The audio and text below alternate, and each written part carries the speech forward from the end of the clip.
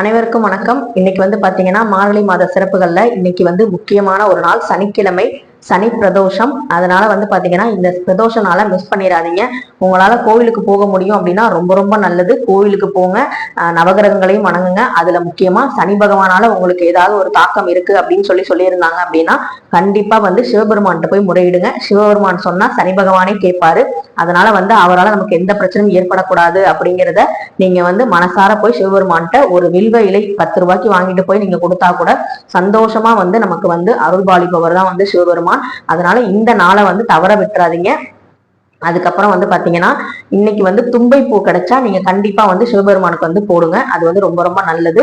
அந்த தும்பை பூ கதை உருவான கதையும் அந்த தும்பை பூ ஏன் சிவபெருமானுக்கு பிடிக்குது அப்படிங்கிறத பத்தியும் நான் ஏற்கனவே ஒரு லாங் வீடியோ போட்டிருக்கேன்.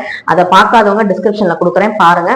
அதே மாதிரி கழுத்தை நெரிக்கும் பிரச்சனைக்கு உங்களுக்கு ஊமத்தங்காய் தீபத்தை பத்தி சிவபெருமானுக்கு எப்படி ஏத்தணுங்கிறதையும் நான் சொல்லியிருக்கேன். அதையும் நான் டிஸ்கிரிப்ஷன்ல கொடுக்குறேன். ஊமத்தங்காய் கிடைச்சா இன்னைக்கு அந்த தீபத்தை உங்க வீட்டுல ஏத்துங்க.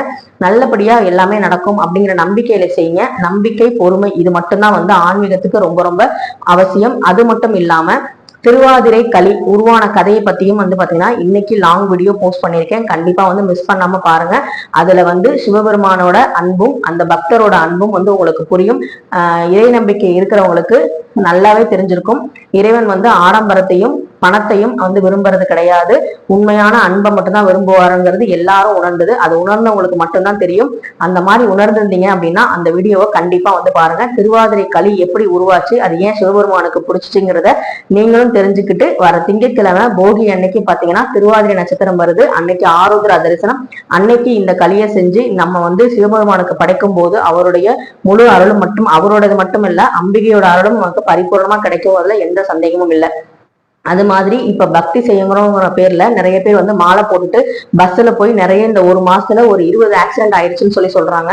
சோ அந்த மாதிரி விஷயங்கள்லாம் நீங்க பக்தி நினைச்சு பண்றீங்க. அது ரொம்ப ரொம்ப தவறான செயல். பக்தினா பக்தி, என்ஜாய்மெண்ட்ங்கிறது வேற, பக்திங்கிறது வேற. ஆன்மீகத்தையும் சுற்றுலா பயணத்தையும் போட்டு குழப்பிக்கிறீங்க. அது சுற்றுலா பயணமே கிடையாது. நீங்க போறது பாத்தீங்கன்னா உங்களுடைய வேண்டுதல் நிறைவேறணும், உங்களோட வாழ்க்கை மாறணுங்கிறதுக்காக நீங்க போறீங்க. அதுல சில தவறான செயல்கள்லாம் செய்யாம அந்த இறைவனை முழுசா நம்பி இறைநாமத்தை மட்டும் சொல்லிக்கிட்டு போறதுதான் உண்மையான ஆன்மீக பயணம். அதை நீங்க கரெக்டா கடைபிடிச்சீங்கன்னா இந்த வருஷம் இந்த மாதிரி சில அசம்பாவிதங்களும் நடக்காம நல்லபடியா நம்மள இறைவன் காத்தருள்வாருங்கிறதுல எந்த சந்தேகமும் இல்லை. இன்னைக்கு மிஸ் பண்ணிடாதீங்க. சனி பிரதோஷம், மார்கழி மாத கடைசி நாள் நெருங்க போகுது. அதனால மிஸ் பண்ணாம இந்த விஷயத்த செய்யுங்க. உங்களுக்கு வாழ்க்கையில எல்லாமே நல்லபடியா நடக்க அந்த சிவபெருமான் துணை இருப்பாரு. அந்த அம்பிகையும் அந்த பார்வதி தேவியும் நமக்கு துணையா இருப்பாங்க. இந்த வீடியோ உங்களுக்கு பிடிச்சிருந்தா கண்டிப்பா லைக் பண்ணுங்க.